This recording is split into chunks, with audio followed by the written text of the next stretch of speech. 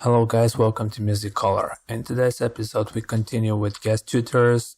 So in today's video we will show you how our good friend Tim, A.K.A Gnowly, which produced mainly trap and dubstep, produced his last track Drop Bombs. The video that we will show you were recorded in his online masterclass. So if you have any questions, feel free to contact us or Tim. Check the description below for more info how to get in touch with Tim. Enjoy. Drop bombs on you motherfuckers.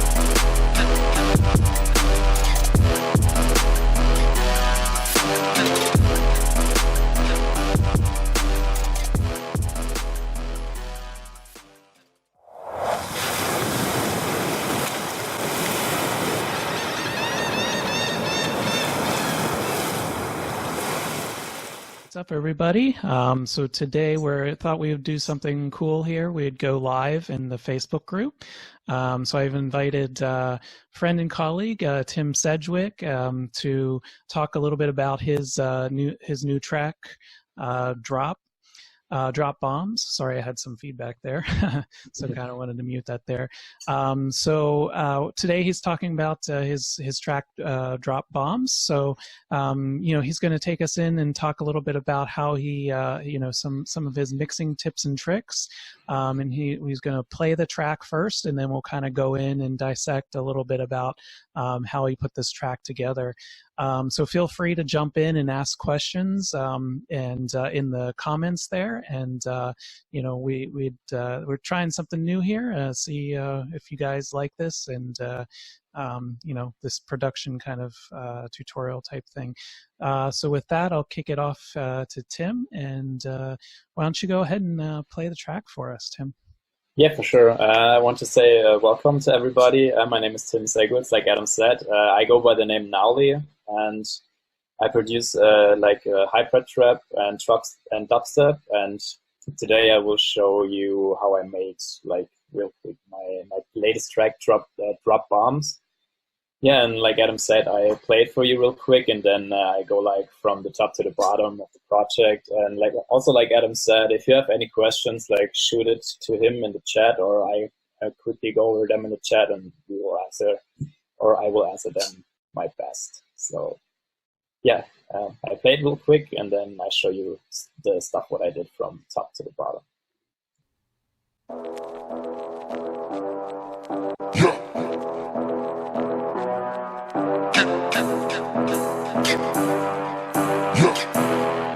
Drop bombs on you motherfuckers.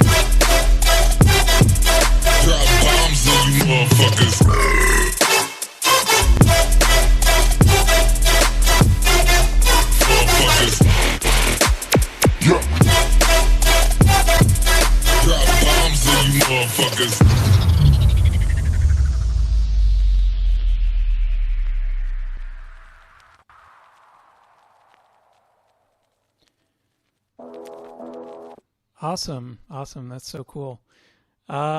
So yeah, do you want to actually, Christian? Hey, Christian, what's up? So why don't we just start with that? He's curious how you processed those vocal drops. Yeah, for sure.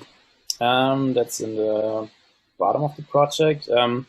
That's actually my whole vocal group, where I started with a bit of autotune because yeah, it's an E minor key. The vocal is a tad off, but I loved it.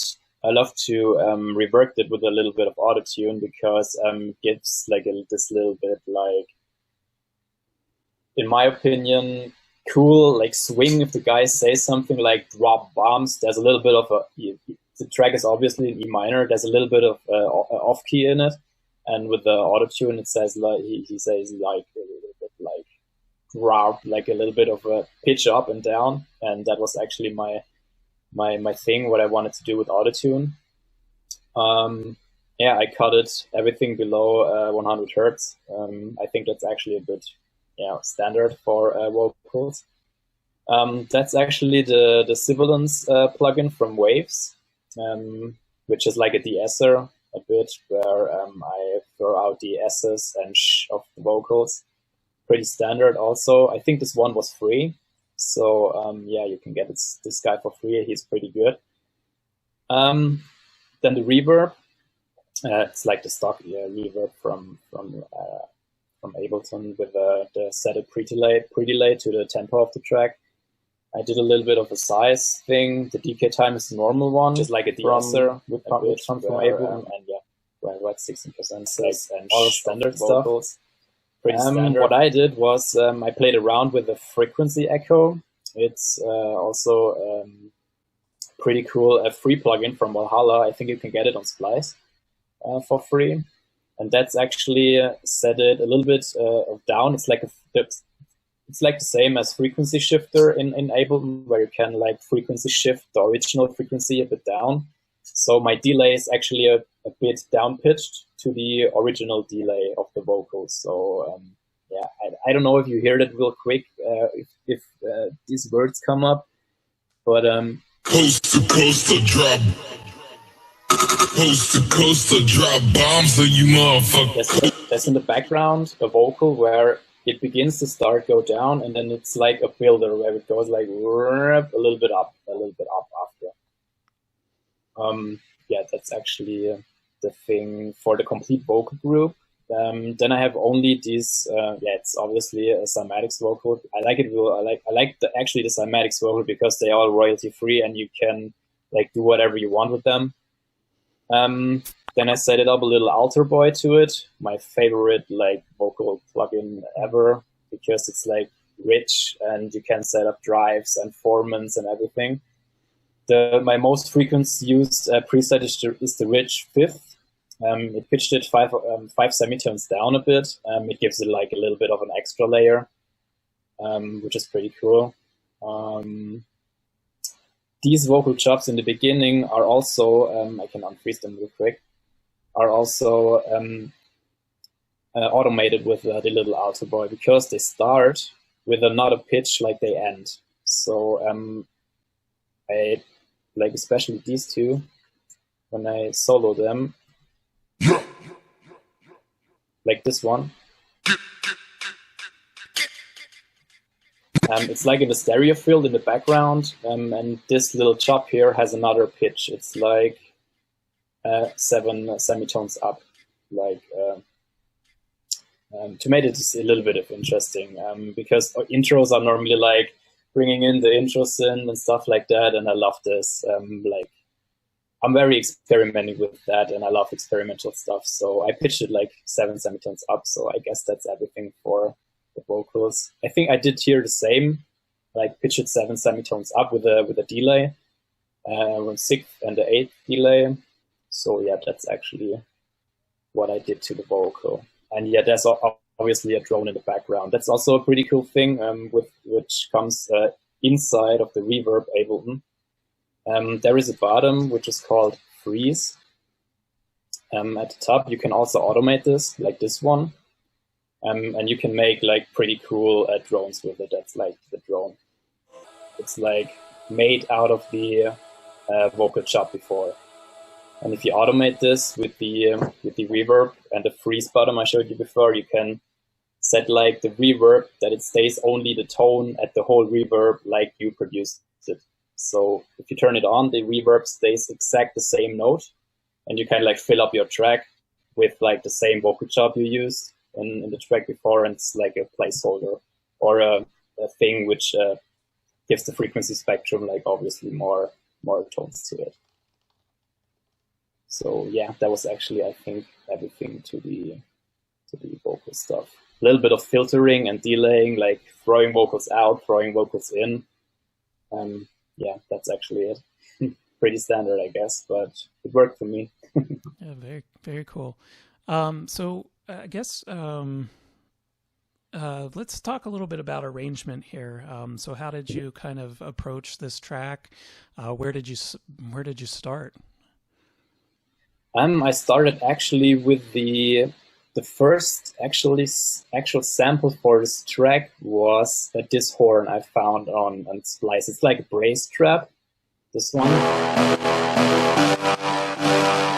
which I loved the original sounding of it. It's like really like aggressive and grimy, and I love aggressive and grimy stuff for my tracks. I layered it, and after it, I did a melody to it, which fits a little bit to a hip hop type of beat.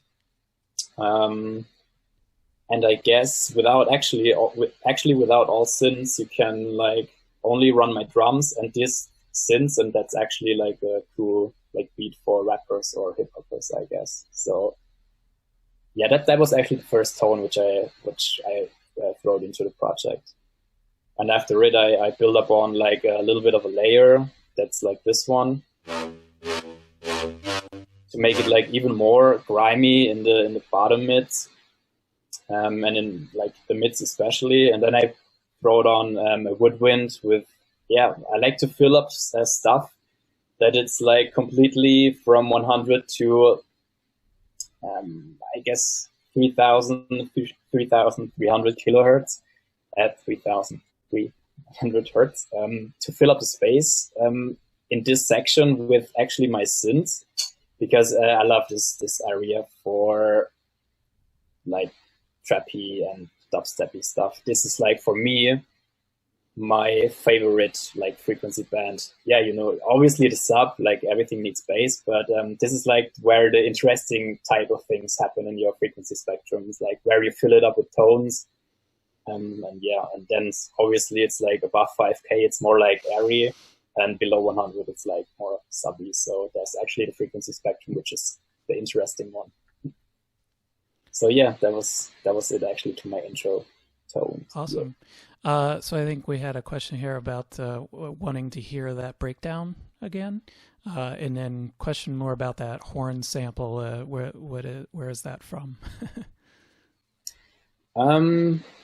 That horn sample is, I guess, it's from a Medicine pack, I think. Let me go to Splice. I don't know. It's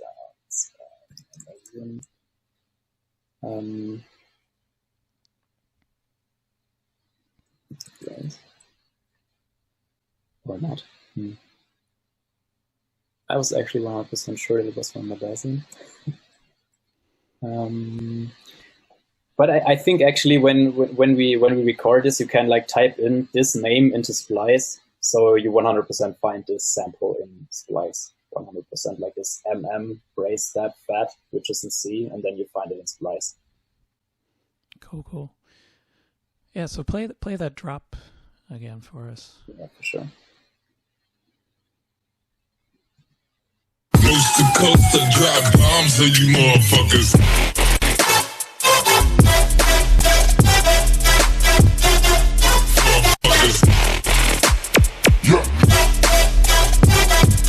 Drop bombs on you motherfuckers.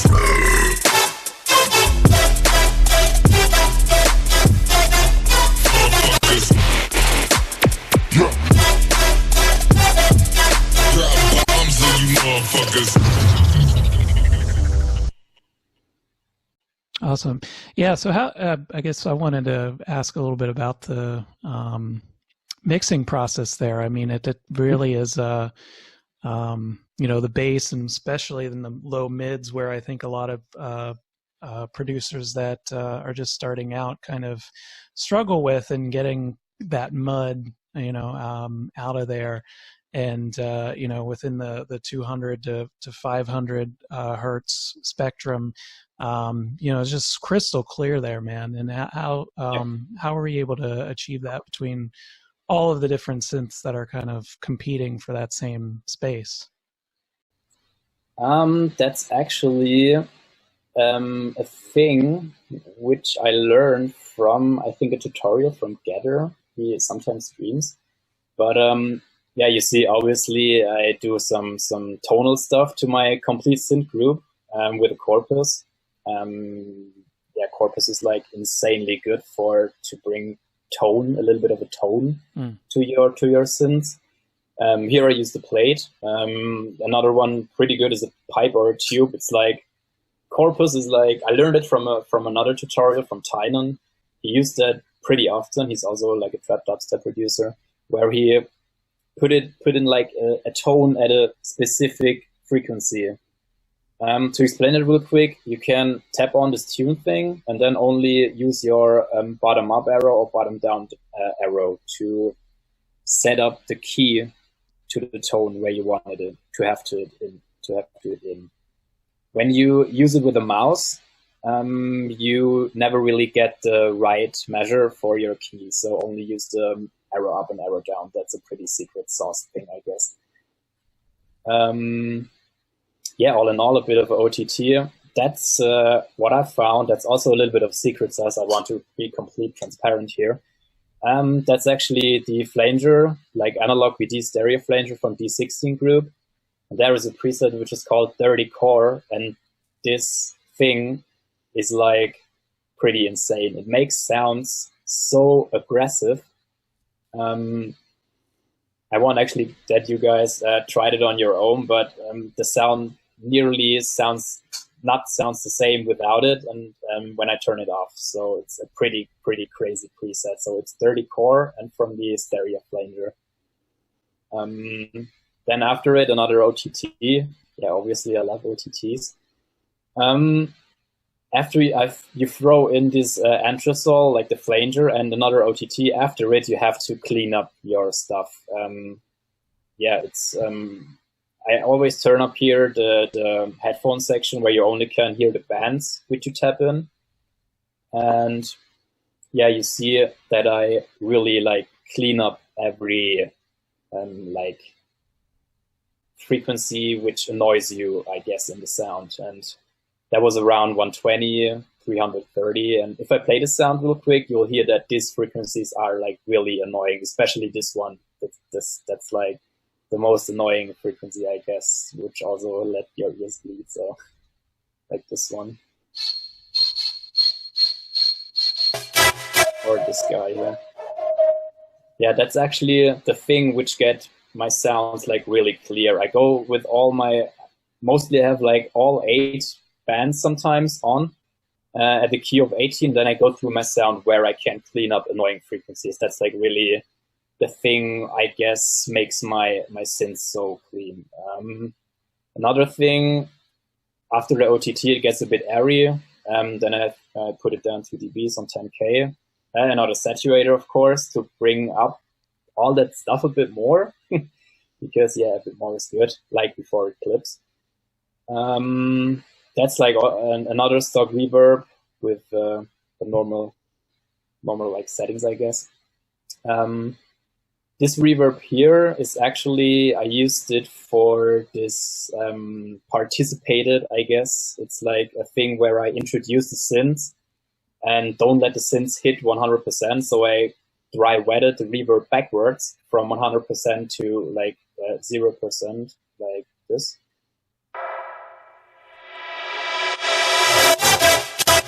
So yeah, to introduce the synths before they actually hit. Yeah, this Valhalla room is like a reverb throw. You can like copy these settings. I got these settings from Company. So you only have to adjust this mix down knob here, which you see in my automations. I sometimes do in the drop, especially here, where I have to fill up space. I do like reverb throws of the synth to like actually fill up space of like where nothing is actually in it, to introduce the next hit a little bit more. And I think the crystal clearness of all these sounds come from actually that I layered everything together where stuff was too less in the main sound. So that one is actually the main sound. So this guy. And then I thought, okay, it's actually pretty crystal clear. Like it's another cymatic dubstep one shot this time with the like fat track. And if you go through all these sounds, like everything is like filling up the space a little bit more.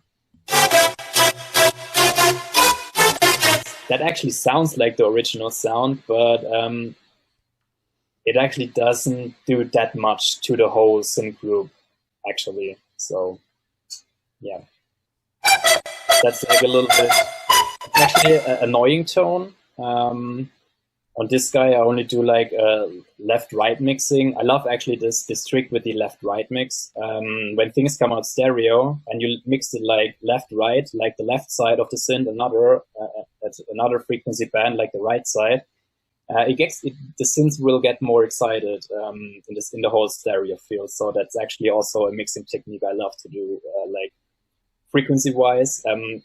Throw a 2 dB on, I guess these are 2K on the left side and on, I don't know, maybe 8K on the right side, and then your synth sounds a little bit different in this whole spectrum as you without it. So yeah, that's actually also a pretty cool technique.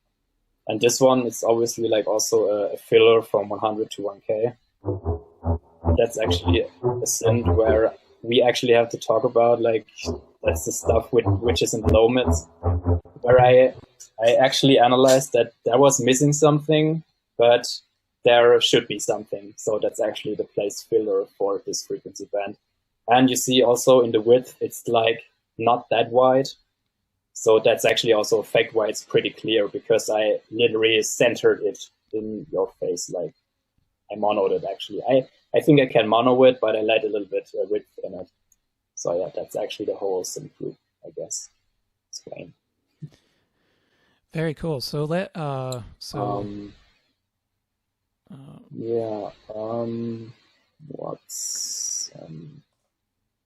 what's another thing in there? And that's yeah. So I was muted. Sorry. Oh, okay. So yeah, I guess we had somebody that was curious about the kick drum processing. So let's kind of go from the bottom. Take a look at the bottom end of things here. So starting with the kick and.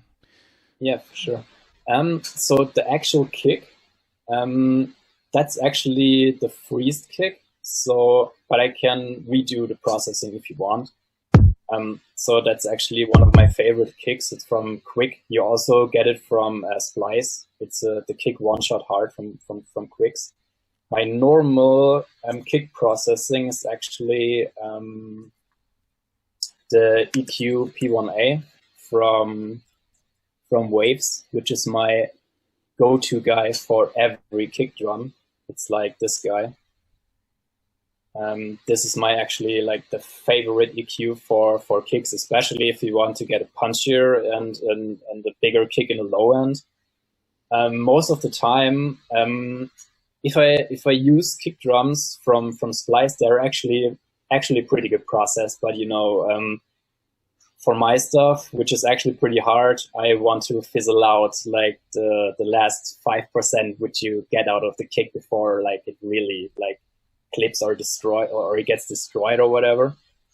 I search for the fundamental sub of the kick. In this case, it's an E minor, so the fundamental is 40.2 hertz.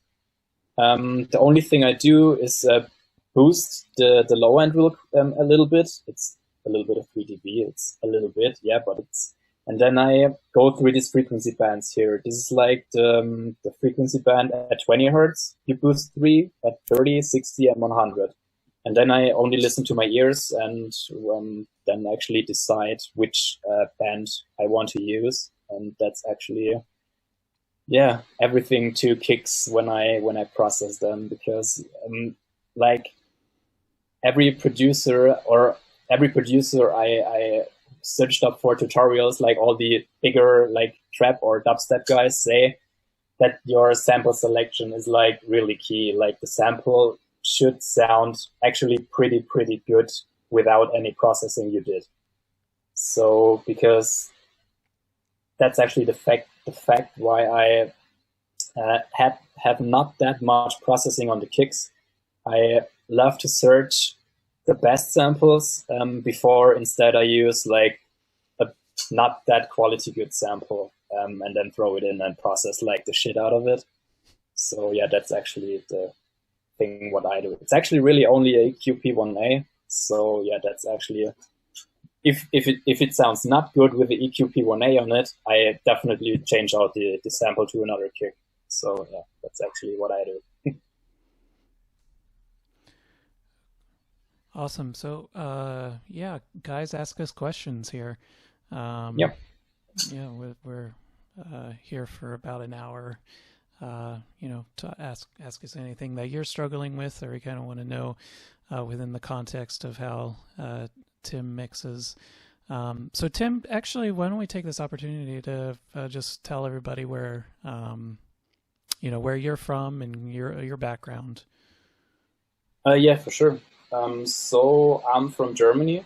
I'm 28. I produce music since 2011, where all the big room hype stuff. And before that, I was a like industrial mechanic, and then did like the German, like what in America is like the high school, I guess. After that, I go to the like what is in the US the college, where I go to the university and did mechanical engineering. But music was every time like stuff what I did on the side. So I'm actually a guy who's like addicted to knowledge. So I wanted to know how all the like bigger or good guys, first of all, come from, to the musical theory background, the whole like technical background of all these guys, and where they got it from. And that was actually a thing I searched up for 2 to 4 years. Then I learned a little bit music theory, where yeah, we should all have a bit, I guess. It's obviously better if you can like put your melody down on a piano with like all and every key you can play, or you didn't need piano. Actually, you can play like any instrument today and put it into your DAW. So I literally had only, I think, 1.5 years, a bit of experience with playing piano. I did the Synthesia thing where I introduced it a bit to myself and also learned the basics from YouTube tutorials.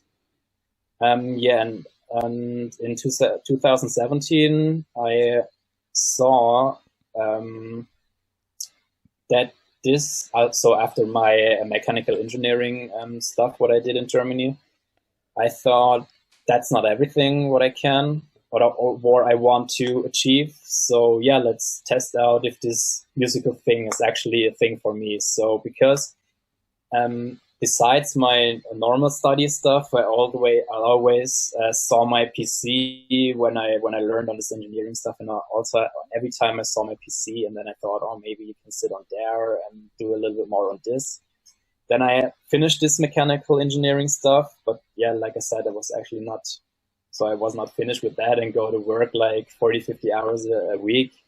So yeah, right now to be honest, I work 3 times in like a little bit of a hospital thing where I build like my mechanical engineering stuff. I build like disabled wheelchairs for disabled people, like prototype wheelchairs for them. So like pretty insane with the phone and GPS, and they can like drive you whatever you want.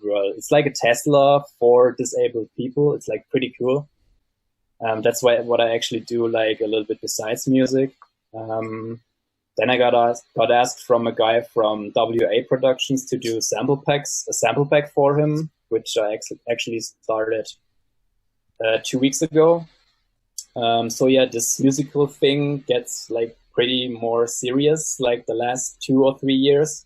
But if you see the whole package, I wasn't producing. So it's now the 8th year I'm in producing. So yeah, you see that's not a thing which comes overnight. And yeah, and actually 2017 I went to Icon Collective. So that was the thing I was searching about all these dubstep and trap guys like Nightmare or Jaws or Slander, Prototype, and yeah, all these dudes, even Company. He's also from Icon, or Keizo. Yeah, then I searched up their musical background, where these guys did get their knowledge from, and then yeah, I found Icon Collective, and yeah, I graduated last year in October with Leah Culver. She's a so good singer. She did actually a track with Marshmello, so that's pretty insane. Yeah, we had a pretty cool class. What I can tell about Icon, even if you're like a more intermediate producer who is like 4 to 6 to 7 years into music production, you will like hone your craft even more in this school, because yeah, some guys say you don't need Icon, you can get it all from Ableton tutorials and stuff like that. But in my opinion, you can't like really learn the music business side of the whole music business, like the business side. Yeah, that's actually what was a big thing for me. And also stuff like where you hone your craft, like not on the computer, like inside of you, to find like what you really want inside, like which it's not like, oh yeah, trap is now a hype thing. Yeah, I want trap. And now we have tech house. Okay, I make tech house. So no, and that's actually also not a thing for me. I make what I love and not swim like with the wave, which is now on the whole market. So that's actually a big thing for me, because I want to sound like me and not like Fisher this year and another guy next year and another guy next year. So I want to sound like Gnowly, like my branding. That's, yeah, I guess everything to my background. So yeah, I think that's so important. That you need like actually mentors and stuff. Tutorials can only take you so far.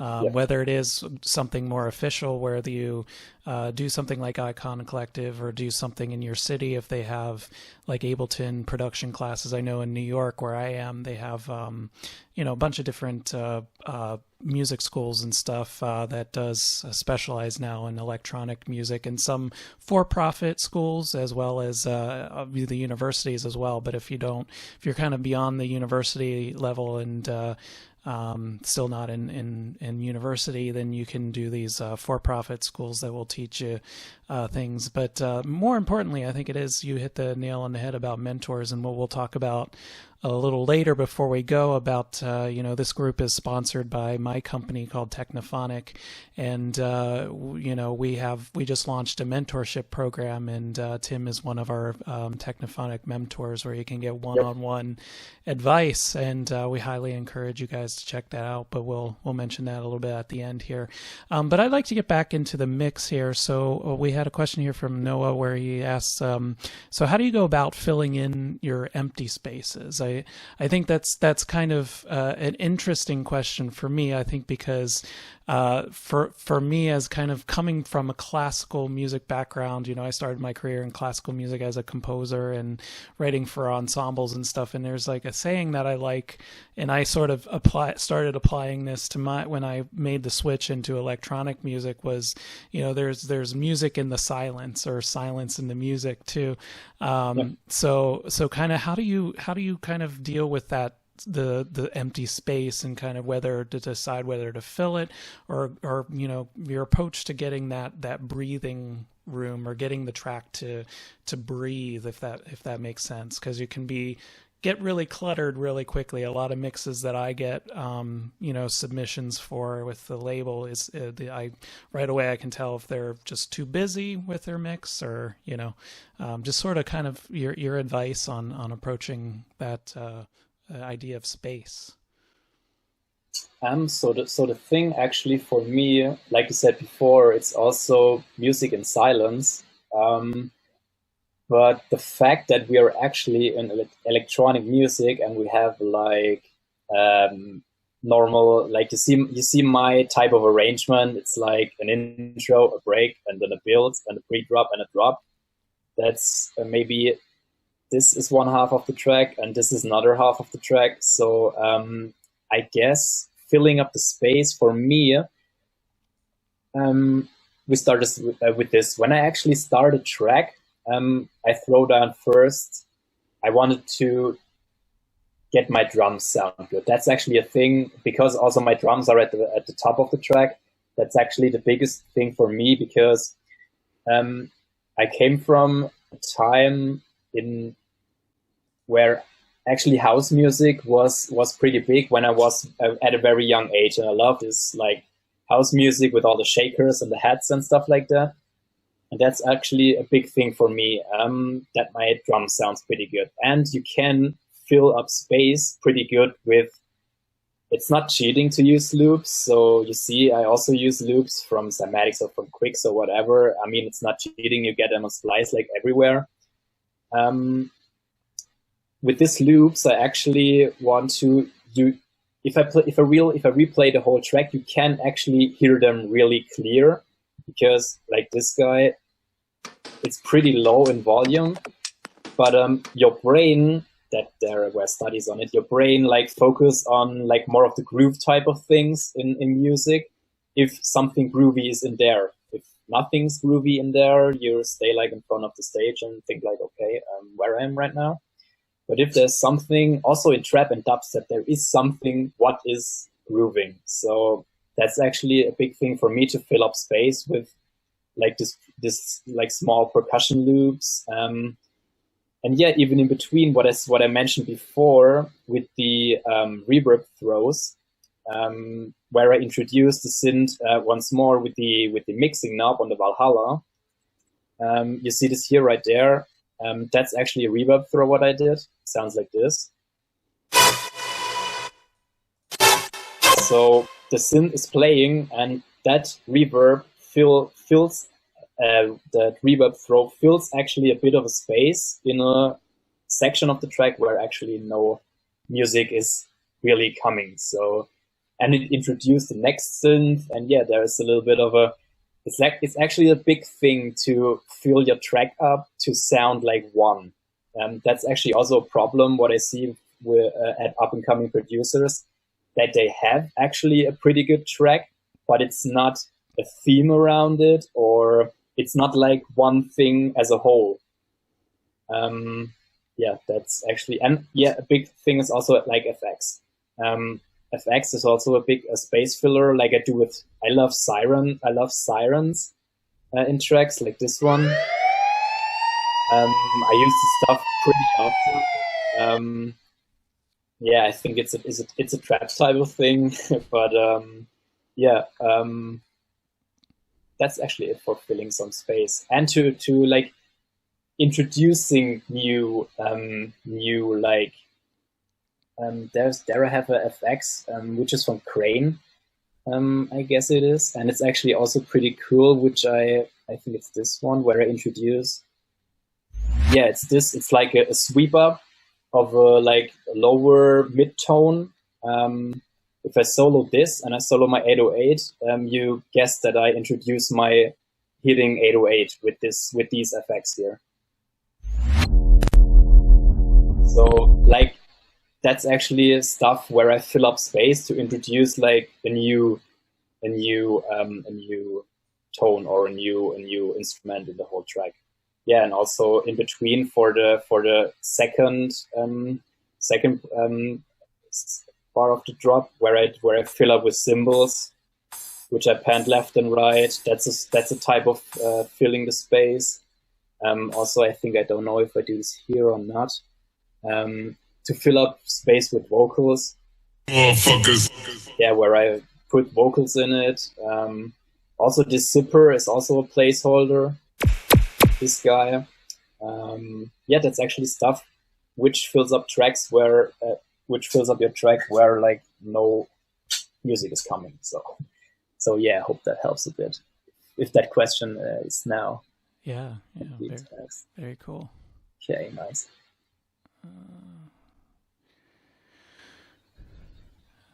So ask your questions, guys, or have about 15 minutes left. Wanted to go live here for about an hour. So just kind of give you a little idea of a little bit about what we do with Technophonic. We do these are kind of called. We do this slightly a little different, where you can actually with Technophonic we have our pro membership. I'm going to put a link real quick in there.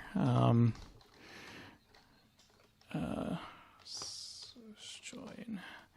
So we do.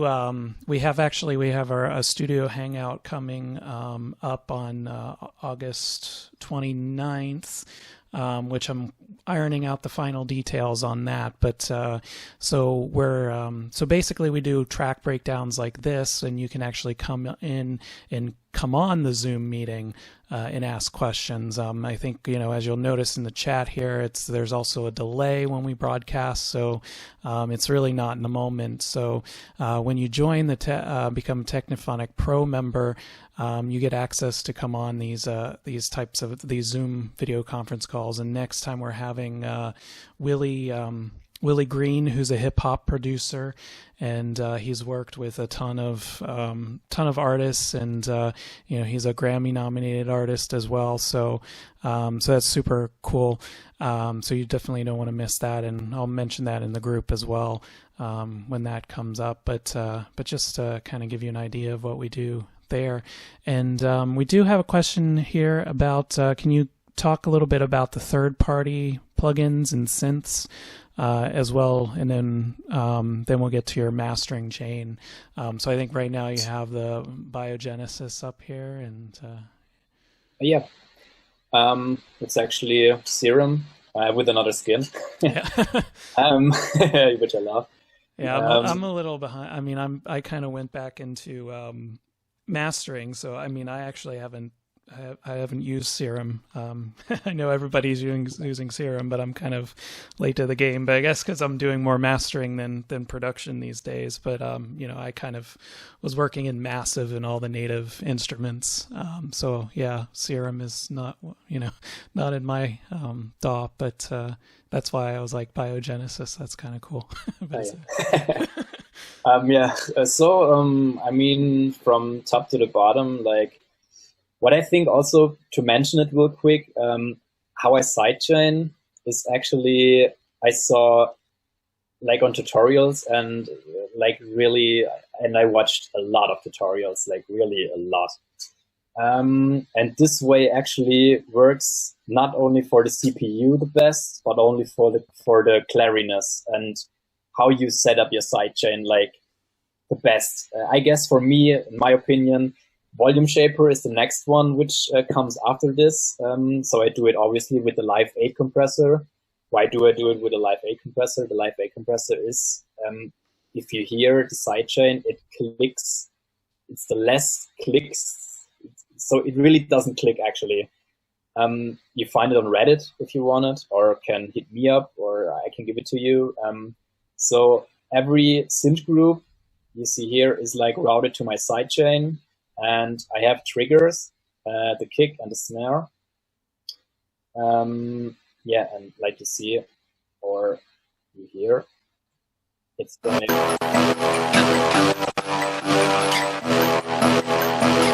Like you hear no clicks, and that's when we come back to the question why my kick is hitting so hard, or my kick processing.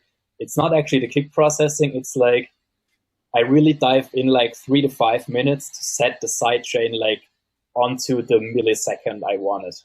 And that's like actually the fact why my kick is actually hitting pretty hard in this track. It's, I think, in my opinion, the loudest element. Yeah, that's only a side thing I want to tell you guys. That's just an audio track, set it to in. And then all groups, where are the biggest groups, are routed into it, like also the FX and also the vocal. So that's also sidechain. Yeah, that's actually to the sidechain. Third-party plugins. Yeah, like I said, my kick is made with the AQP1A. It's from Pooltech, and it's in the Waves Gold Edition pack. Another third-party stuff I use on like snares to get them like really, really heavy is like a transient shaper from Shag Audio. He's like, in my opinion, like the best transient shaper to get like the crispiness out of drums, especially out of snares. I only use it on snares. So that's actually a third-party thing for my snares. 808, yeah, obviously Isotope Trash with a preset called Blues Driver. That's actually my favorite like preset on Trash too. Then after it, the Kick Tight. It's also a preset inside of the corpus, Ableton stock VST. And yeah, after it, normal processing with a Pro Q3 and a multiband compressor. Yeah, that's also a pretty cool thing, how I sidechain my 808s, but maybe that goes a little bit too long. Yeah, obviously I use multiband compressor from FabFilter, also Pro Q3. Another third party, I think for my synths, you can do it with the EQ, but I love to do it with a de-esser. If your synths are like too harsh, around 3 to 4 kilohertz, or even I normally do it from 3 kilohertz to 6.5 kilohertz, and then set up my de-esser to it. So in dubstep and hybrid trap, you can actually do your synths get like really harsh at some point when you overuse OTT or distortion and when you stack it up. Yeah, and then I use a de-esser for it as a whole on the group. So not even on like a really separate channel, like on the whole group. That's actually how I reduce the harshness. Then the API 550B from Waves, which is my go-to mixing EQ. I love it. It has an analog mode, and it's pretty easy to use. These guys are the decibels. These are the frequency bands where you can adjust. And yeah, it's pretty easy to use, pretty good. Has a not only a EQ thing, it also has, in my opinion, if you turn the analog mode on, a little bit of a coloring thing. Another thing, yeah, even this endless smile thing, it's for after drops to make like this big reverb impact after the drop, that your synths will go a little bit further. What is actually the reverb throw with the Valhalla room. So the Valhalla room reverb is like pretty clear for that. It's like, in my opinion, the best one for a reverb throw. Like I mentioned before, Serum, obviously. What is actually another thing? Yeah, autotune. I mean, we all know it from the hip hop or rap scene for vocals. If you can't like if you're a little bit lazy and you have an easy or pretty good sounding vocal and you don't want to overdo it with Melodyne and stuff like that, yeah, use autotune. The sibilant thing I mentioned before, the Valhalla frequency echo. Yeah, and obviously the little alto boy, like I said before, with the rich fifth preset. Yeah, and this channel is also, I think I explained that in the mastering chain real quick, because yeah, it's actually a pretty like insane, in my opinion, IQ level 250 technique, which I got from Fox Stevenson, who's like a melodic dubstep producer. He's like on Disciple and also mixing and mastering guy. He's so insane. Yeah, then this stuff I will tell you on the mastering chain. That's actually it for it. Yeah, and then that's actually my whole master chain. It's like it looks a bit messy, but it actually isn't messy for me. So yeah. Should I start with the mastering chain explanation? Yeah, that'd be great. Okay. I was also curious too, like when you what do you turn off if you're gonna when you export? Are you if you're gonna master it after the fact? That actually depends. If the idea of the whole track is out in like 4 to 5 hours, I have that actually pretty often, because I got really into workflow and all the commands on Ableton and stuff. So this track, I think, was out in, I think, 5.5 hours, 5 hours, I guess. And then 1 hour after that, mixing and mastering. And I actually did it right on the project. Sometimes I bounce it, everything out, and do a separate one. But in this case, I literally mastered it on it. Cool. Yeah. So take us through the master bus here. Yeah. So the first thing is actually because I mix in a pretty low volume for me actually. So in my studio, I have like Yamahas and HS8s with are like, in my opinion, pretty good speakers. So for the beginning stuff and for the more intermediate. And if you have the right room for it, for them. Yeah, the first thing is a utility where I turn up a bit of a gain, like the normal gain. And on the first utility, I used to do that my bass is already in mono. So that's actually a big thing for me, where I see sometimes at up and coming producers, they don't mono like everything below 100 or 80 or 120.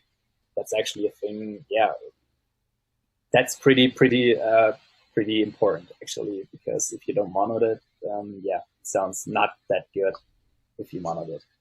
Yeah, the second utility is I can show you it on the master bus here real quick. It's where my build is. You see when I go to the right, I put down the width a little bit and also the gain, that the drop gets a little bit more of an impact.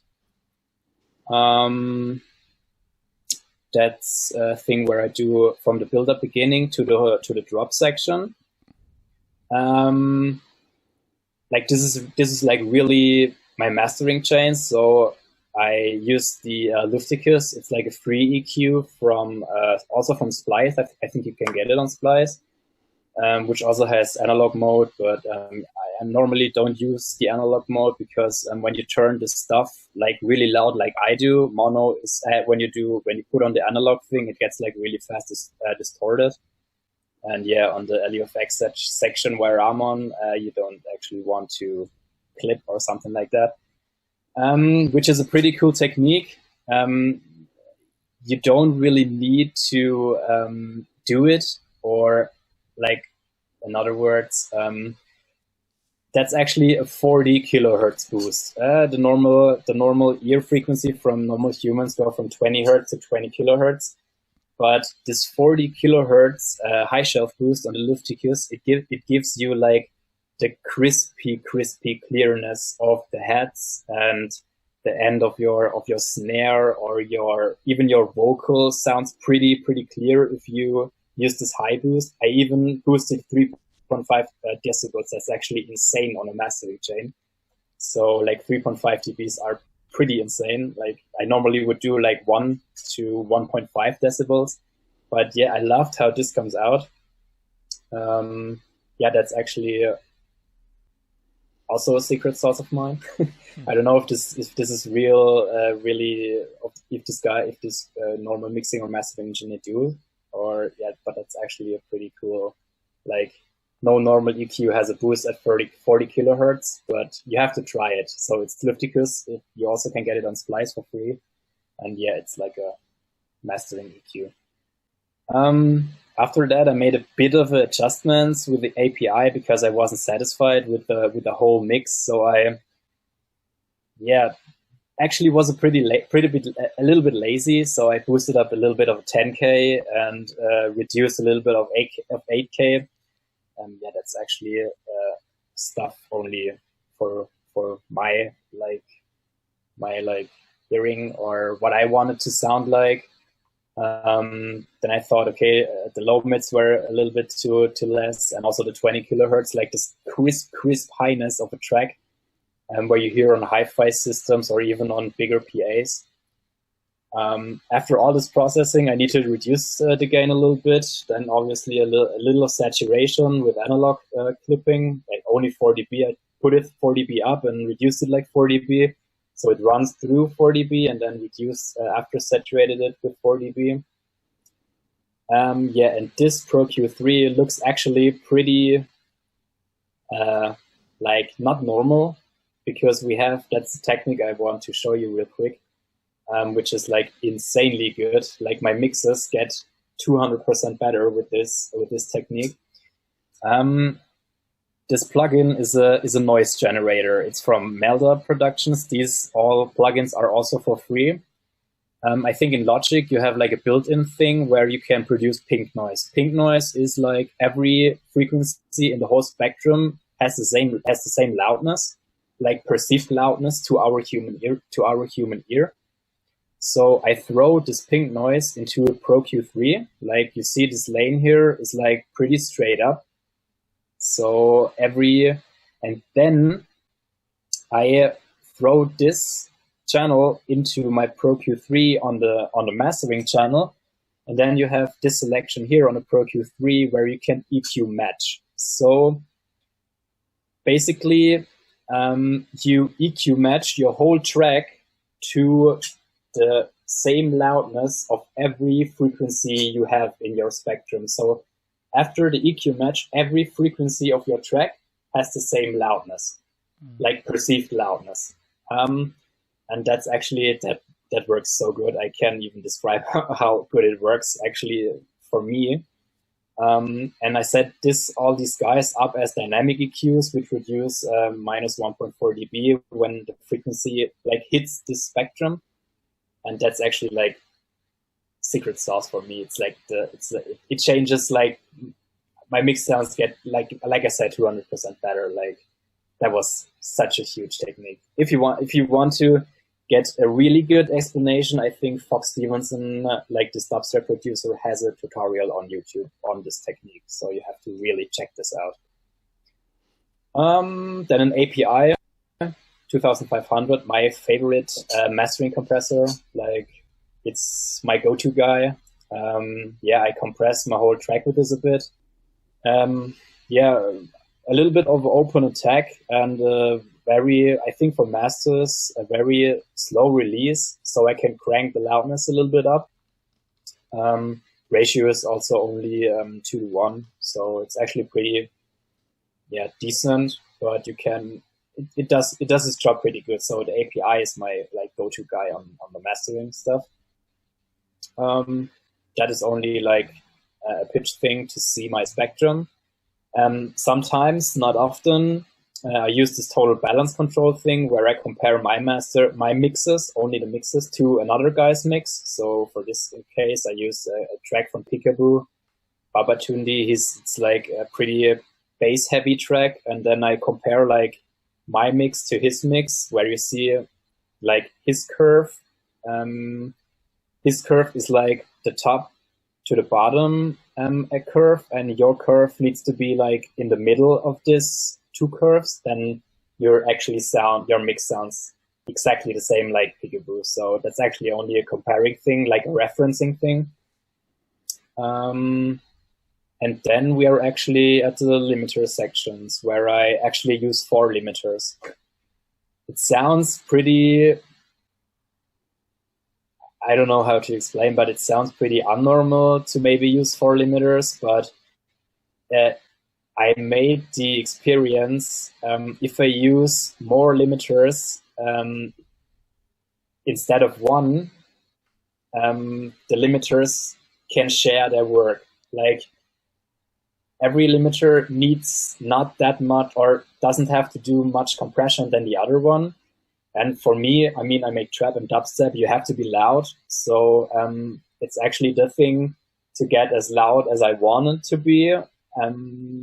And yeah, that's actually a thing I achieve with 4 limiters. So yeah, I have 2 Pro L2 on the maximum oversampling rate, and also 2 invisible limiters, which are actually I love these limiters.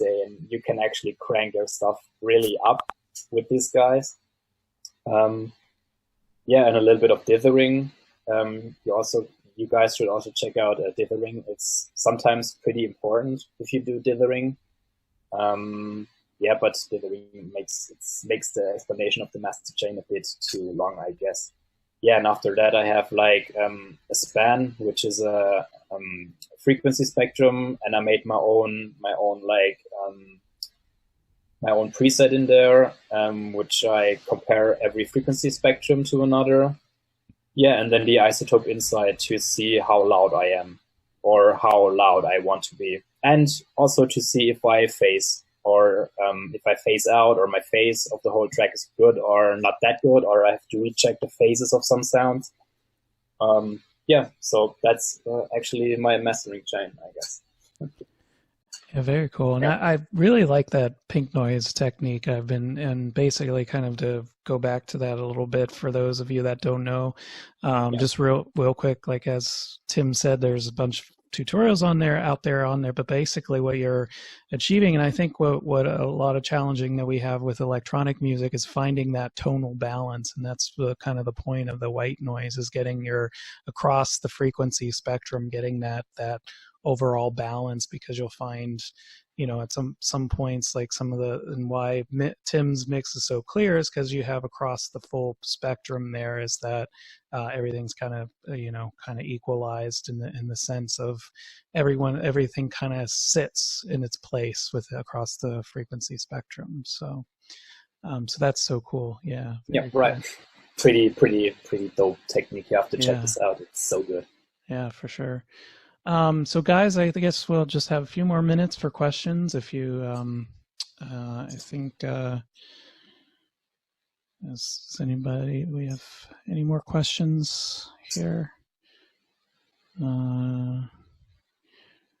If not, then I guess we'll start wrapping it up. So Tim, how did I get a hold of you? It's the best way. Obviously Facebook here, you're in the group. Yeah, for sure. They have questions. For sure. If you guys have questions, just hit me up or hit Adam up, and he sends the questions to me. Or I think he can also answer this stuff to you too. But if you have like another more specific question to my Drop Bombs project, like the more really detailed stuff, really detailed stuff, which needs more than 5 or 10 minutes to explain, you can shoot me DMs or audio messages or whatever you want. I'm available on Facebook, Instagram, wherever you want. Yeah, and if that brings me up to kind of what we're doing at Technophonic now that Tim's a part of with our mentorship program, and if you kind of want to accelerate your artistic growth, or you have something that you're struggling with your mix, that you kind of need advice on, or want to kind of get more in-depth feedback on something, we started a program at Technophonic there that I put a link in there. And so if you're ready to accelerate your artistic growth, schedule a session with one of our mentors, and basically you get it in a 1-hour session via Zoom conference, and you have the opportunity to receive personal advice from anything from music production to career advice. So it's kind of so important, I think, to work with mentors. And I've been working professionally as a composer and producer for over a decade, and wouldn't have gotten to where I am in my career without mentors and coaches. So tutorials only get you so far, as Tim mentioned. So really take an opportunity on that. I'm a mentor as well, and we're also accepting applications for mentors too. So if you want to join our program as a mentor, that's super cool too. We'd love to have you. Let me go back on camera here. Probably I'm talking and I'm not on camera here. So just wanted to say thanks to Tim for walking us through his track today. And hit us up if you guys have any questions. Like I said, we're going to do our next studio hangout, which is a similar format, except you guys get to come on the show or on the call here to ask your questions. And we, like I said, we have Willie Green, who's a New York, Brooklyn-based, hip hop producer. So definitely want to check that out, and I'll be mentioning more about it in the group later on. Thanks again, Tim, and I hope you guys enjoy the rest of the evening. Yeah, guys, have a nice evening, and thank you for visiting the live stream.